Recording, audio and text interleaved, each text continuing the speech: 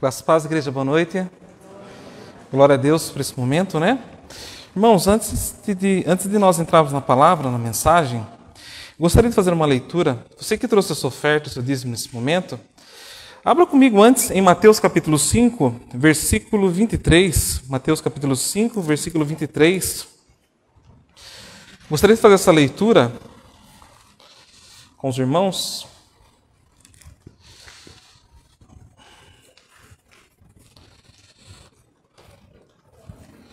Mateus capítulo 5,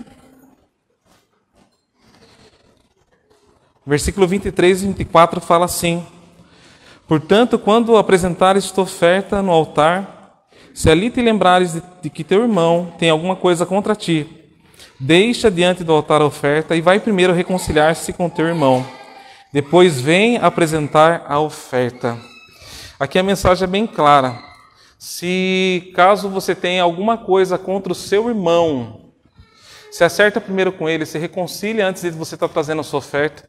E que nesse momento de oração, peço que você reflita sobre a sua conduta. Convido você, feche os seus olhos, vamos estar orando. Apresente diante do Senhor a sua oferta. Senhor nosso Deus, nosso Pai, nós te agradecemos por tudo que o Senhor tem feito, Pai. Obrigado, Pai, pelo teu infinito amor. Obrigado, Pai, pela tua graça derramada. Obrigado, Deus, pela tua provisão, Pai. Pai, eu peço que o Senhor, ó Pai, sobre aqueles que têm passado por dificuldades, ó Pai, seja provisão, os ajudando, ó Pai. Também, Pai, apresento, Pai, aqueles que têm nos ajudado, têm compreendido, Pai, o Teu reino, ó Pai. Te louvo e te agradeço, Pai. Pai, que o Senhor possa ambos estar abençoando essas vidas, Pai. Te agradeço no nome do Senhor Jesus Cristo. Amém, amém. Se você trouxe a sua oferta, seu dízimo, fica à vontade, tá? Irmãos, nós estamos retomando o culto, então peço aos irmãos um pouquinho de paciência. As crianças de 2 anos a 5 anos, eu gostaria que viesse aqui à frente. De 2 a 5 anos. De 2 a 5. De 2 a 5. E de 6 a 9 anos. De 2 a 5 e de 6 a 9 anos. Irmãos, aqui no púlpito, peço àqueles que já fazem parte de uma membresia, nós estamos precisando de voluntários para cuidar das crianças, para estar ensinando eles. Nós estamos retomando, é um grande desafio, então peço a compreensão dos irmãos e a colaboração. Gostaria que de 2 a 5 anos e de 6 a 9. Aqueles que vão ficar da idade acima, os diáconos vão estar apresentando uma folha a eles, uma folha como esta. Durante a ministração da palavra, as crianças de 10 anos acima, se não compreender, peço que os pais ajudem e levem esse tipo de ensino para casa, para estar ajudando. Eu gostaria de pedir para a Rafa, para a esposa do Fran, a Fran, aí eu sou do Fran, estou trocando as bolas. Depois você corta aí, tá? Eu troco, não é só minha esposa que troca o nome, não, de Wagner para Jaque. Lembra, né? Eu troco também. Acontece, né? Vamos estar orando? Vamos? Senhor nosso Deus, nosso Pai, nós te agradecemos por esse momento e apresentamos a cada criança que aqui está, pedindo a Deus a tua graça sobre eles e que eles possam compreender do teu evangelho, da tua palavra, Pai. Muito obrigado, Pai, por tudo que o Senhor tem feito, Pai. Obrigado, Pai, pela Fran, obrigado pela Rafa, que se voluntariou em estar ajudando, Pai. Que o Senhor desperte corações a nos ajudar, Pai. No nome do Senhor Jesus Cristo, amém, amém. Prontinho, vamos lá, criançada.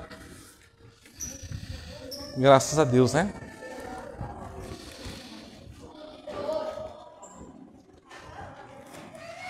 Irmãos, nós temos falado de 6 a 9 anos. Mas se você percebe que a sua criança tem capacidade de compreender, deixa no banco. Deixa no banco.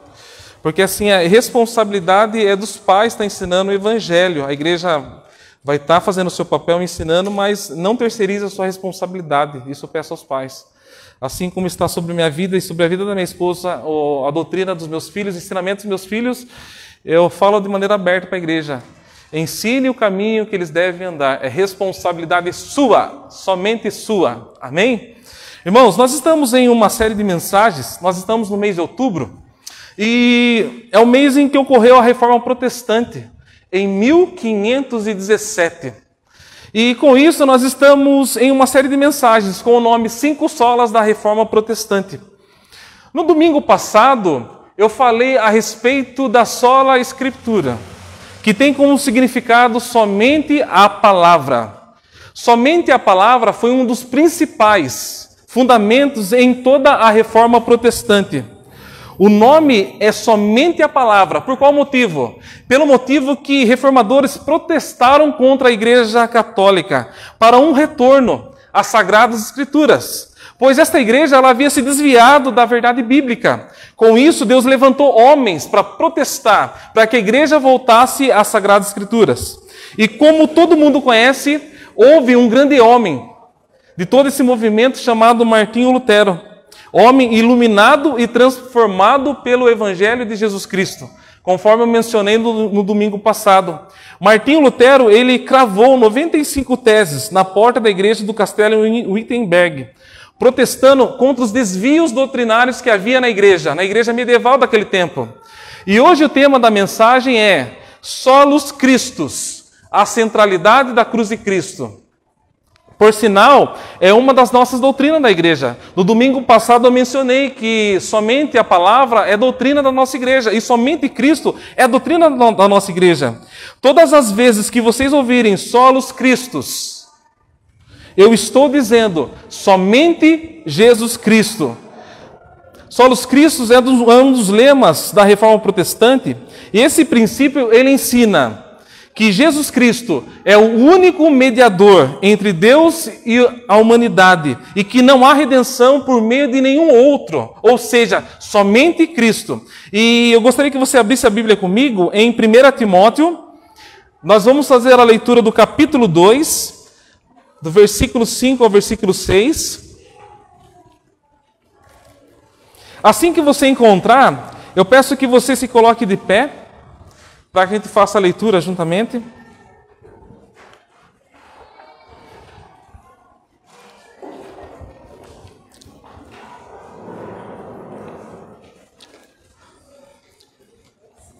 Primeira Timóteo, capítulo 2, do versículo 5 ao 6. A palavra diz assim: porque há um só Deus e um só mediador entre Deus e os homens, Cristo Jesus, homem. Ele se entregou em resgate por todos, para servir de testemunho a seu próprio tempo. Pode se assentar?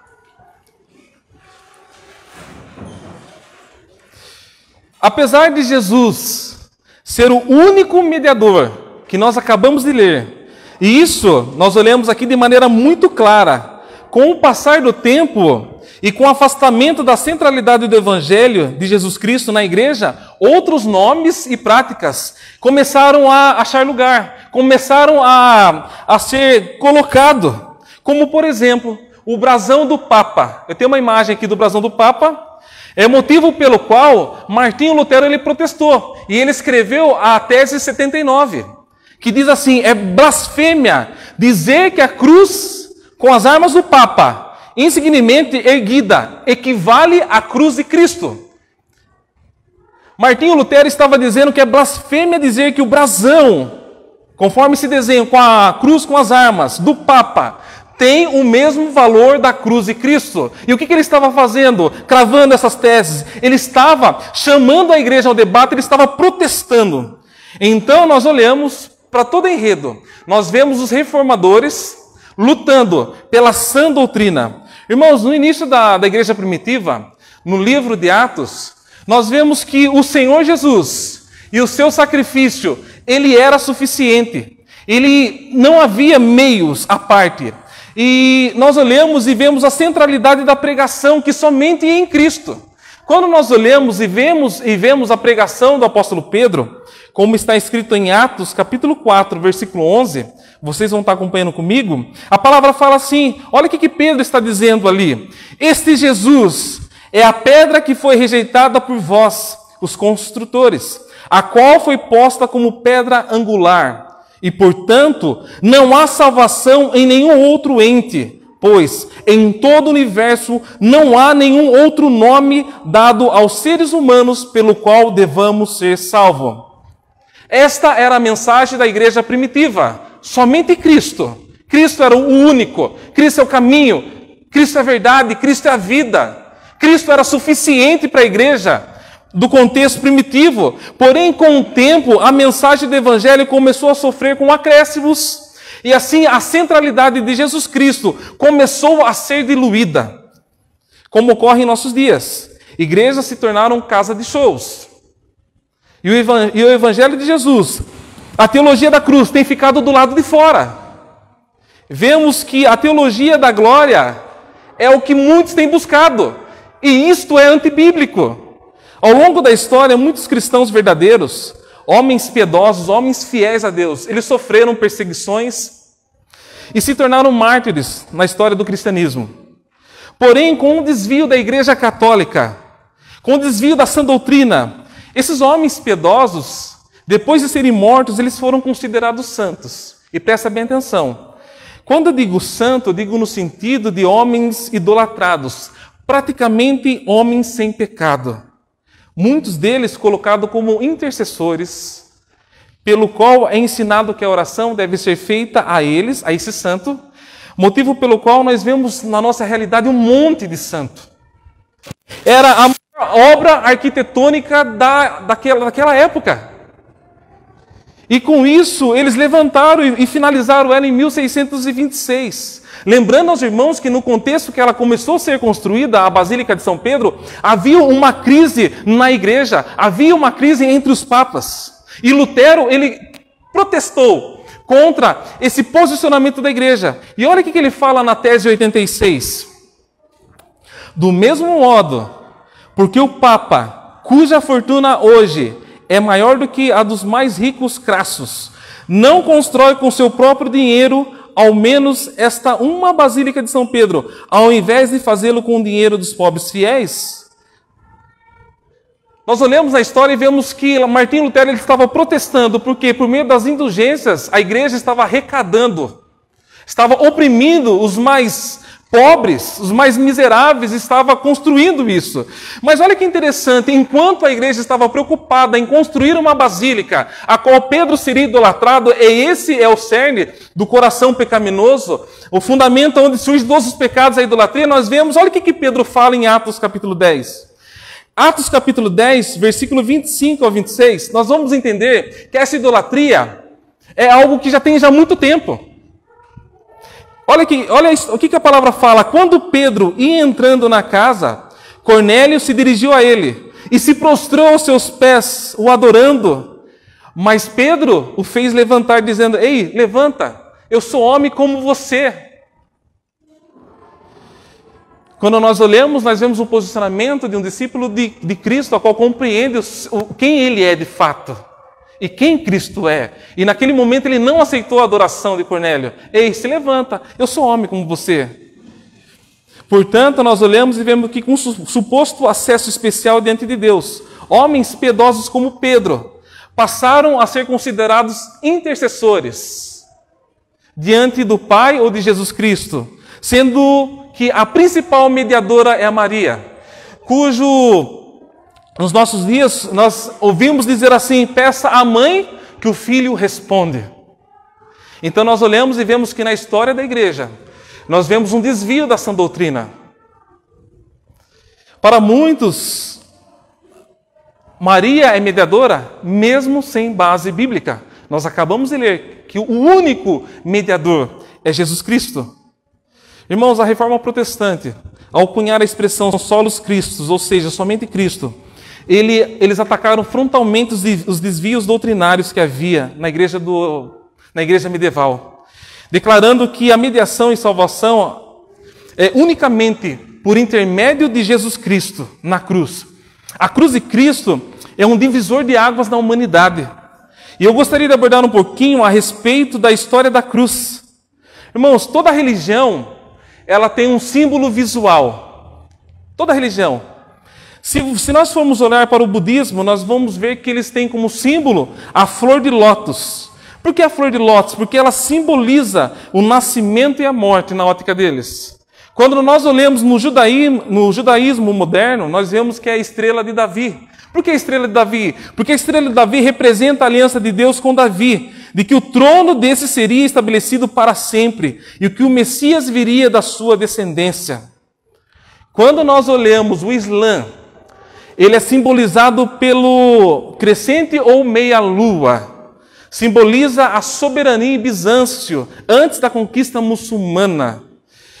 Quando nós olhamos as ideologias desse mundo que nós estamos inseridos, desse século, também possui os seus sinais, que são universalmente reconhecíveis, como, por exemplo, o martelo e a foice do marxismo, adotados em 1917 pelo governo soviéticos, a qual tem cruzados, tem o fato de serem cruzados significa a união de operários e camponeses. Por isso nós vemos ali simbolizando a indústria e a agricultura, a foice e um martelo. O cristianismo, portanto, irmãos, não é uma exceção em possuir um símbolo visual. Todavia, a cruz não foi o primeiro devido à associação vergonhosa. No começo as pessoas tinham vergonha da cruz, a cruz escandalizava. Então nós vemos na história da igreja que o cristianismo teve como símbolo o peixe, a arca de Noé, teve como símbolo Abraão matando o cordeiro, um pastor carregando uma ovelha, uma manjedoura, e assim vai. Porém, nenhum deles permaneceu como símbolo do cristianismo. Olhando para a história, nós vemos que Constantino, o primeiro imperador a professar a fé cristã, ele foi quem acrescentou o ímpeto ao uso do símbolo da cruz, colocando nos escudos. E qualquer ideia que nós façamos a respeito de Constantino e do desenvolvimento da cristandade, algo muito importante é falar, que a partir do momento em que ele acatou o símbolo da cruz, isso se tornou algo fundamental e preservado como símbolo central do cristianismo. Então, portanto, nós temos a cruz como símbolo da fé cristã. A cruz é um marco da história da humanidade. Todo o enredo bíblico, desde o Antigo Testamento, aprontava para esse dia da crucificação. Jesus Cristo, através da cruz, ele reconciliaria todos aqueles que viriam a crer. E algo muito interessante é o sinal da cruz. Na antiguidade, os cristãos eles eram perseguidos não porque eles apenas desenhavam, pintavam ou gravavam a cruz. Eles usavam a cruz como símbolo da sua fé, mas também faziam o sinal da cruz, tanto neles como no seu próximo. E uma das primeiras testemunhas dessa prática foi Tertuliano, um advogado, um teólogo, e ele fala algo muito interessante. Ele fala assim, acompanhem comigo: a cada passo e a cada movimento dado para frente, em cada entrada, em cada saída, quando nos vestimos e nos calçamos, quando tomamos banho, quando nos assentamos à mesa, quando acendemos as lâmpadas, no sofá, na cadeira, nas ações corriqueiras da vida diária, traçamos na testa o sinal da cruz. Irmãos, o sinal da cruz, ele tem a sua origem e tinha como finalidade identificar quem é cristão. Todo aquele que fazia o sinal da cruz era para identificar, eu sou cristão. Só que, ao decorrer do tempo, isso acabou sendo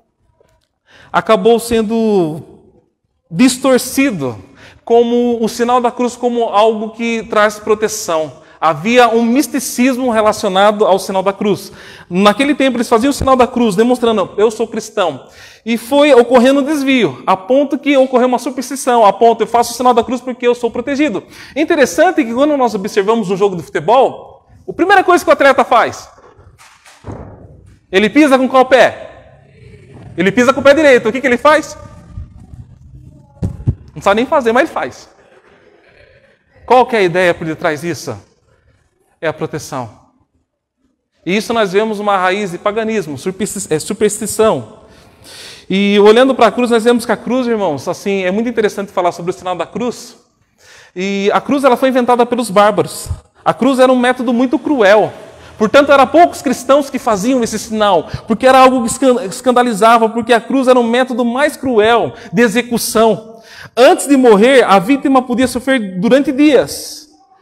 Os bárbaros adotaram a crucificação, e os romanos adotaram também e reservaram para os assassinos, rebeldes e ladrões. Há um relato na história que o general romano Varus, ele crucificou mais de 2.000 homens, mais de 2.000 compatriotas, no 4 a.C., Quando durante o cerco de Jerusalém, o general Tito crucificou tanto fugitivos da cidade que não podiam encontrar espaço para as cruzes. Era tanta gente sendo crucificada. E como nós podemos ver nessa crueldade, nós vemos que a crucificação no mundo antigo era um horror. E diante da morte de Cristo em uma cruz, ela se tornou símbolo da fé cristã. Podemos compreender porque Paulo lhe fala em 1 Coríntios capítulo 1, versículo 18. Olha o que Paulo fala. Porque a palavra da cruz é loucura para os que perecem, mas para nós que somos salvos, é o poder de Deus. Aquilo que Paulo pregava para muitos era loucura. Olhando para toda a história de crueldade, história de sofrimento, história em que imperadores ali crucificavam por coisas banais. E para aprofundar um pouquinho a respeito daquilo que eu quero trazer para vocês, ocorreu um debate de Wittenberg, ocorrido na congregação augustiniana, em 25 de abril de 1518.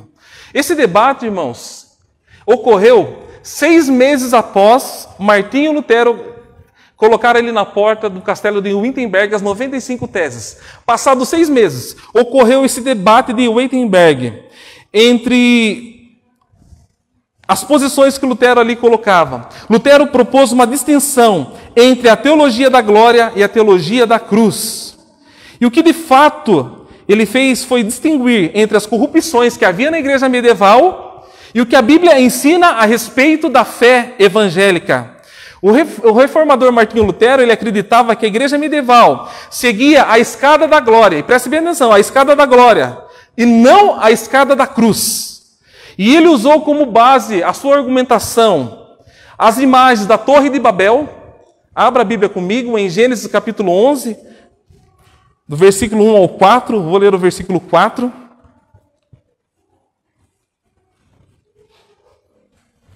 Olha o que eles falam ali.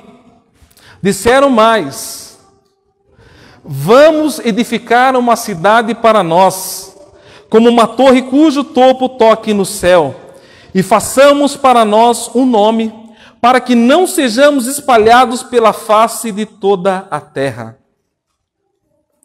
Irmãos, nós sabemos que a Torre de Babel, ela foi construída uma espécie de uma escada, como fosse um zigurate, uma pirâmide que ia até o céu. E qual que era a ideia? A ideia daqueles homens era para chegar aos céus com suas próprias forças, para que o nome deles fosse glorificado. E o que Martinho Lutero ele faz? Ele argumenta usando a Torre de Babel, dizendo que a igreja estava fazendo uma escada para a glória, usando a argumentação da Torre de Babel, usando a igreja medieval, e ele fala da escada de Betel, que é Gênesis capítulo 28. Ou seja, ele separa a teologia da glória e a teologia da cruz. E quando ele fala da teologia da cruz, ele se identifica, ele argumenta usando Gênesis capítulo 28. Gênesis capítulo 28, do 12 ao 14, eu vou fazer a leitura para vocês, fala assim: então sonhou que havia uma escada colocada sobre a terra, cujo topo chegava ao céu, e os anjos de Deus subiam e desciam por ela. E acima dela estava o Senhor, que disse: eu sou o Senhor, o Deus de teu pai Abraão, e o Deus de Isaque. Darei a ti e à tua descendência esta terra em que estás deitado. E a tua descendência será como o pó da terra. Tu te espalharás para o ocidente, para o oriente, para o norte e para o sul. Todas as famílias da terra serão abençoadas por meio de ti e da tua descendência. Ou seja, nós olhamos aqui e vemos que Martinho Lutero, ele fez o quê? A teologia da glória, usando a argumentação da Torre de Babel e a teologia da cruz. Ele usa Gênesis capítulo 28, falando sobre essa escada de Betel. E o que ele quer dizer quando ele fala de Gênesis capítulo 28? Ele fala que é Deus que constrói a escada e desce dos céus até o homem. Ou seja, naquele momento ali que Jacó estava sonhando, é Deus que desce até Jacó. Diferente da Torre de Babel, que os homens estavam construindo uma pirâmide e tentando alcançar o topo dos céus, para que o nome deles fosse glorificado. E para Lutero, a igreja medieval estava tentando construir uma escada para a sua própria glória, como aqueles homens da Torre de Babel, por meio das suas próprias forças, por meio da sua própria potência. Essa escada da glória é a arrogância humana em acreditar que com seus méritos tem a capacidade de se achegar a Deus. E uma das escadas é a escada da especulação. A escada da especulação é aquela que tentamos construir essa escada para se chegar a Deus por meio de filosofias. Naquele tempo, eles construíam uma escada por meio de filosofias, quando no tempo de Lutero, as universidades medievais, elas entendiam que Aristóteles e Platão eram pessoas que deveriam ser estudadas, porque a partir do momento que você estudava eles, se aprofundava neles, de alguma maneira você poderia estudar a Deus, só que por intermédio desses homens. E é loucura. Um estudioso da universidade precisaria se esmerar no conhecimento da filosofia grega, para a partir daí conhecer a Sagrada Escritura e o próprio Deus. E o que Lutero fez? Lutero rejeitou esse tipo de ensino. Rejeitou completamente esse tipo de tentativa de se achegar a Deus por meio da filosofia, ou seja, por meio da mente, por meio do intelecto. Infelizmente, esse tipo de escada, ela não só ficou no passado, ela está bem presente no nosso meio. Por meio da teologia liberal, esse tipo de ensino tem se infiltrado nas igrejas do Brasil. Eu vou citar um exemplo. Nós hoje estamos em um momento da ceia do Senhor. Igrejas liberais, elas trocam o pão da ceia por batata Ruffles e o suco de uva por uma Coca-Cola. Banalizam a ceia do Senhor. Essa é a primeira escada, que é a tentativa de se chegar a Deus conhecendo a sabedoria sem a mediação de Cristo, sem o evangelho da cruz, mas pela absorção de uma corrente filosófica que faz sucesso. Outro tipo de escada é as das boas obras, algo que era muito valorizado no tempo de Lutero, especialmente por algumas ordens de monges que se esmeravam em servir em hospitais, se serviam em leprosários, em orfanatos. Eles acreditavam que algum tipo de serviço assim faziam com que eles fossem aceitos por Deus. E tem também um outro detalhe que eles compactuavam, é sobre a questão do serviço sacrificial. Eles acreditavam que o sacrifício faziam com que eles fossem aceitos por Deus. Eles faziam o bem para o próximo acreditando dessa maneira. E de alguma maneira eles acreditavam que fazendo algo sacrificial eles seriam aceitos. É tudo no sacrifício. Irmãos, infelizmente, quando nós observamos, nós vemos que no fundo existe uma arrogância meritória que acaba se tornando um legalismo. A pessoa faz, sabe, porque é imposto. Infelizmente, essa escada das boas obras ainda está presente nos nossos dias. Muitos fazem boas obras, acreditando que as suas boas obras é um passaporte para a eternidade.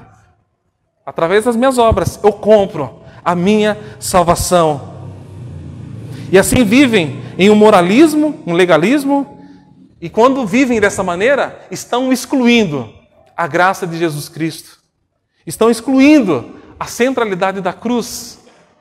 Existe também outro tipo de escada, que é o misticismo. É um método que Deus vem ao seu povo por meio de revelações dramáticas, como visões, milagres e curas, tendo como suposição que a vida cristã é uma vida constante de vitória espiritual. Naquele tempo havia grupos que enfatizavam tipos de sinais, prodígios. Havia também naquele tempo grupos de monges que se autoflagelavam, alguns até se crucificavam, acreditando que por meio do sofrimento eles teriam uma visão, teriam uma contemplação, e assim eles seriam aceitos, teriam uma visão imediata de Deus. Nós olhamos na história e vemos várias histórias medievais de monge e freiras que narram experiências místicas com Deus, sem a mediação de Jesus Cristo. E isso é um problemaço, porque são homens e mulheres que valorizam a experiência, a emoção, a superstição. Essa escada também está presente nos nossos dias.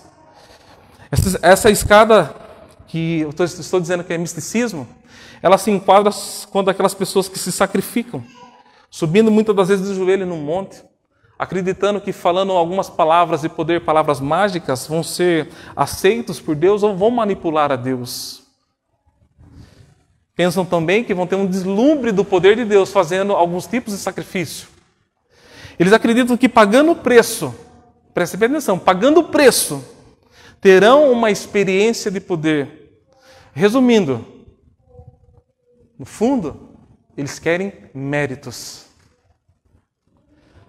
Cada escada que eu citei é uma tentativa de se achegar ao próprio Deus a partir do ser humano. Como se o ser humano tivesse potência, capacidade para se achegar a Deus pelas suas próprias forças, méritos e inteligência. Assim como o fim da Torre de Babel é confusão, o final dessas escadas é confusão. O cenário hoje da igreja brasileira é de confusão. E ninguém fala a mesma língua, vocês já perceberam? É porque muitos têm usado a escada da glória, a mesma escada que aqueles homens usaram da Torre de Babel. O fim é confusão. E quando nós observamos essa escada da glória, que nada mais é do que um esforço idolátrico de tentar se chegar a Deus por meio do esforço religioso, baseado na capacidade e no mérito. Irmãos, o verdadeiro cristianismo ensina que Deus é que vem a nós e nos encontra. Por intermédio do sacrifício sangrento de Jesus Cristo naquela cruz, em meio à dor, em meio à fraqueza.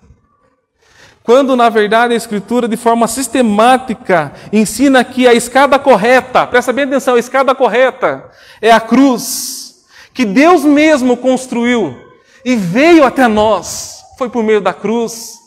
Antes da queda do homem, o homem era capaz de conhecer a Deus de forma direta. No jardim do Éden, Adão, ele andava com Deus, ele desfrutava de um relacionamento com Deus. No entanto, quando Adão e Eva pecam, a queda rompe esse relacionamento. E aquele relacionamento que havia de Deus com o homem era algo que era direto. Era uma parceria que havia entre Deus e o homem, foi rompido.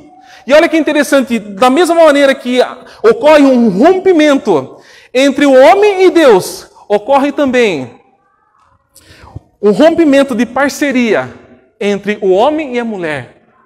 Por isso nós vivemos em um contexto de conflitos. Com a queda, ocorre uma ruptura completa da relação dos homens com Deus, entre si e com toda a criação. E o que eu quero dizer com isso? Com o pecado, com a queda, tudo mudou. No momento do pecado no jardim do Éden, os seres humanos ali, Adão e Eva, eles perderam a liberdade. E assim passam a viver escravo deste mundo. Escravo dos seus desejos, escravo da carne, do diabo. Com o pecado, os seres humanos morreram espiritualmente e morreram também fisicamente. Dessa forma, não é mais possível, não tem mais possibilidade humana de ver a Deus de maneira imediata, de se achegar a Deus com as nossas próprias forças. A comunhão no jardim do Éden ela foi rompida. E o Deus revelado agora, ele se torna oculto. Ele se esconde do homem, o homem não enxerga. A Bíblia mostra que a comunhão perdida só pode ser restaurada por meio da redenção. É necessário agora um sacrifício de sangue. Desde o episódio do Jardim do Éden, é necessário que sejamos recobertos para um sacrifício redentor, para que a comunhão com Deus ela seja restabelecida novamente. Irmãos, ainda que o Antigo Testamento opere por meio de intervenções miraculosas. Nós olhamos no Antigo Testamento e vemos vitórias militares extraordinárias, coisas maravilhosas. Ainda que haja templos, palácios, onde Deus ali encontrava o seu povo. Mas existe um lugar específico onde Deus se revelava ao seu povo, que se chama propiciatório, um lugar de sacrifício, onde Deus garante redenção expiatória para o seu povo através do sacerdote. Olha que Êxodo capítulo 25, 22 fala. Coloque para mim. Êxodo capítulo 25, versículo 22. Ali virei a ti, e de cima do propiciatório, do meio dos dois querubins que estão sobre a arca do testemunho, falarei contigo acerca de tudo o que eu te ordenar para os filhos de Israel. Irmãos, naquele tempo do Antigo Testamento, todos os anos os pecados eram lembrados por meio do sacrifício. E assim eram sacrificados bodes, sacrificados touros pelo sacerdote. Mas a história nos fala que então Cristo veio ao mundo e cancela esse primeiro padrão. Pois é impossível o sangue de bodes e de touros remover pecados. E assim Cristo, Ele estabelece o segundo padrão. O segundo padrão é um sacrifício eterno, é um sacrifício definitivo, é um sacrifício perfeito, é um sacrifício completo. Jesus, Ele se entrega como único sacrifício pelos nossos pecados. E a cruz é o lugar de encontro entre Deus e o seu povo. Jesus Cristo na cruz reconciliou todos aqueles que viriam a ser justificados. A cruz é o marco central da nossa história. A cruz é o marco central da humanidade. Deus vem a nós por intermédio da morte de Jesus, a morte sangrenta, sofrimento do Filho de Deus naquela cruz. E por meio da cruz, a comunhão é restabelecida. A paz é restaurada. A cruz, irmãos, a cruz é o juízo de toda a glória humana. As pessoas não querem cruz, as pessoas não querem sofrimento, eles querem glória, eles querem teologia da glória. Mas é que esses homens não sabem que a glória pertence a Deus, somente a Deus. Ele nos convida, por meio do Evangelho, a agarrar a cruz, a se renunciar a si mesmo e pela fé agarrar a cruz. Toda a nossa renúncia é confiar na graça de Cristo. Fora disso é obras, fora disso é mérito. O Salmo 24 é maravilhoso. E que o Salmo 24 seja uma realidade na nossa vida, sabe por quê? Porque o salmista olha para si e fala assim para Deus: quem subirá ao monte do Senhor? No Salmo 24, versículo 3, tá? Quem subirá ao monte do Senhor? Ou quem estará no seu santo lugar? E ele responde, inspirado pelo Espírito Santo: é aquele que é limpo de mãos e puro de coração, que não entrega a sua alma à vaidade, nem jura enganosamente. Irmãos, eu fico imaginando naquele momento o salmista sendo inspirado pelo Espírito Santo. Ele olha para ele e fala assim: puxa, eu não tenho capacidade. Ele olha para as pessoas em sua volta: ninguém tem capacidade. Ele olha para esse mundo e fala: ninguém tem capacidade, Deus. Nenhum ser humano vai conseguir. Somente Cristo. Somente Cristo. E Deus escolheu a cruz. E é por meio da cruz que seu filho foi esmagado, humilhado. Foi na cruz que seu filho agonizou até a morte. Naquele momento da dor de Jesus Cristo, os céus choraram. Era em pleno dia. E ali se tornou trevas. Houve tristeza. Mas a morte não pôde conter a Jesus Cristo. Assim, pelo poder do Espírito Santo, Jesus Cristo ressuscitou ao terceiro dia. Irmãos, os discípulos estavam dentro de uma casa. Eles estavam angustiados e tristes. Quando de repente Jesus transpassa aquela parede.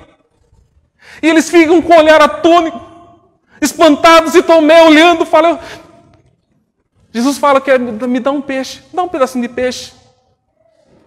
Tomé olha para Jesus e fala: posso te tocar? E Tomé toca nas suas feridas. Eles estavam dentro daquela casa ali, angustiados pela morte do seu mestre. Mas Jesus ali aparece, pede um pedaço de peixe para comer. Tomé era espantado: deixa eu te tocar. E Tomé toca nas suas feridas. E na história da ressurreição de Cristo, nós vemos que mais de 500 pessoas viram. E assim no Monte das Oliveiras, já com um tom de tristeza por parte dos discípulos, Jesus se despede dos discípulos. Nos Montes das Oliveiras ele sobe, prometendo aos discípulos que um dia ele voltaria. E assim ele sobe aos céus. E o salmista, irmãos, é maravilhoso, porque eu compactuo da mesma visão do salmista. O Salmo 24, do versículo 7 ao 8. Eu imagino que quando Jesus estava se despedindo ali dos seus discípulos, eles estavam tudo cabisbaixo, triste, subindo a ascensão de Jesus Cristo. O salmista Davi, o salmista ali naquele momento, Salmo 24, versículo 7, versículo 8, ele fala assim: Jesus Cristo foi recebido dessa maneira: levantai, ó portas, as vossas cabeças. Levantai, ó entradas eternas, e entrará o Rei da Glória. Mas quem é esse, o Rei da Glória? Perguntaram. O Senhor forte e poderoso é o Senhor poderoso na guerra. E eu concluo dizendo a vocês que Jesus é o único. Jesus é o único mediador. Jesus Cristo é o sumo sacerdote. Jesus Cristo é o Cordeiro que remove o pecado do mundo. Jesus Cristo é o Rei da glória, como o salmista mencionou. Aleluia. Em nada nós podemos nos vangloriar, a não ser na cruz de Cristo. A cruz é um marco na história da humanidade, porque a cruz é a escada que o Verbo se fez carne e desceu até nós. Porque na sua primeira tentativa o homem se frustrou, porque pelas suas próprias capacidades, fazendo aquela pirâmide, virou confusão.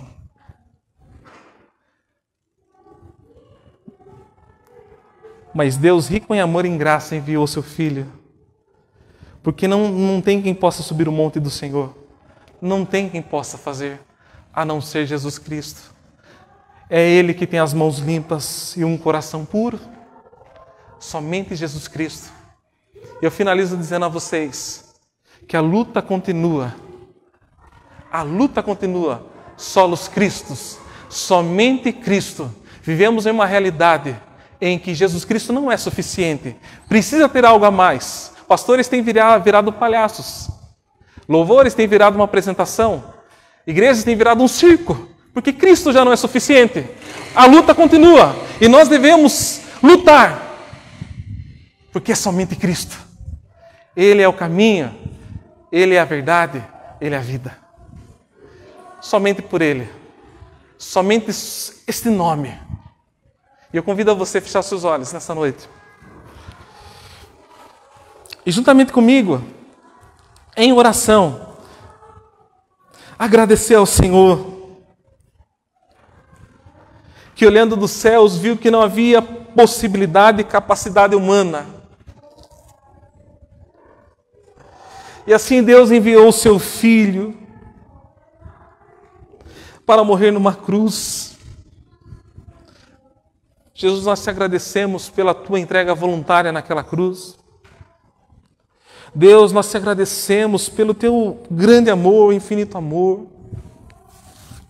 Quando nós olhamos para a cruz, nós entendemos o que é o amor. Não ficou em apenas palavras, mas o Senhor teve atitude. Espírito Santo do Senhor, visita cada coração.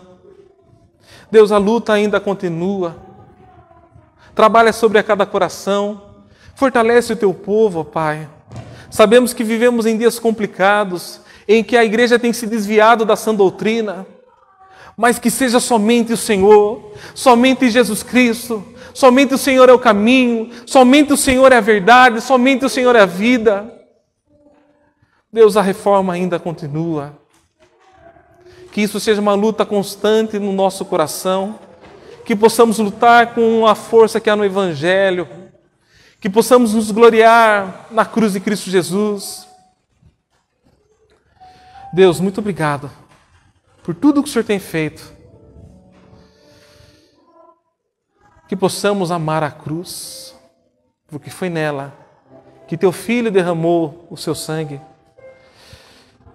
Muitos têm buscado a teologia da glória, a teologia onde o homem é o centro da adoração, aonde o Senhor é apenas um acréscimo. Mas essa teologia ela não é bíblica. Deus, ilumina corações de líderes a voltar à sã doutrina. Desde o tempo da igreja medieval, o desvio doutrinário ainda continua. E quantas pessoas têm se desviado para a glória, que não têm compreendido que a glória pertence somente ao Senhor. Porque o Senhor diz na sua palavra, carrega a sua cruz, renuncia a si mesmo, mas não, as pessoas não querem a cruz, porque a cruz é dor, a cruz é perda, a cruz é sofrimento, eles querem a glória, mas a glória pertence ao Senhor. o Senhor fez um caminho para nós trilhar. E aqueles que perseverarão até o fim receberão a coroa da vida. Ó Espírito Santo, visita cada coração nesse momento que tem fraquejado na fé, que está com um coração ansioso.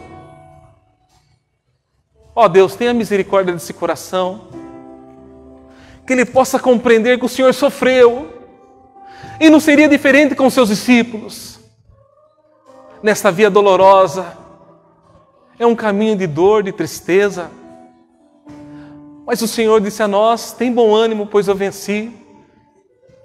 O Senhor venceu na cruz, e a cruz é um divisor de águas na nossa vida, porque a cruz é a escada que o Senhor desceu para nos resgatar do pecado, para nos resgatar dos poderes malignos, das obras da carne, que possamos nos gloriar na cruz. Embora a cruz sendo loucura para muitos, essa é a mensagem central desta igreja, a cruz de Cristo, porque somente por Cristo seremos salvos, somente a Cristo toda a glória, somente a Escritura, somente sola Scriptura, somente a palavra, unicamente a palavra. Deus, aviva a tua igreja, Pai. Para aqueles que não compreenderam a tua palavra, ilumina corações a compreender, Pai. E que eles possam olhar para o Evangelho. O Senhor é o único mediador entre os homens, entre Deus e os homens. O Senhor é o único Salvador. Obrigado, Senhor.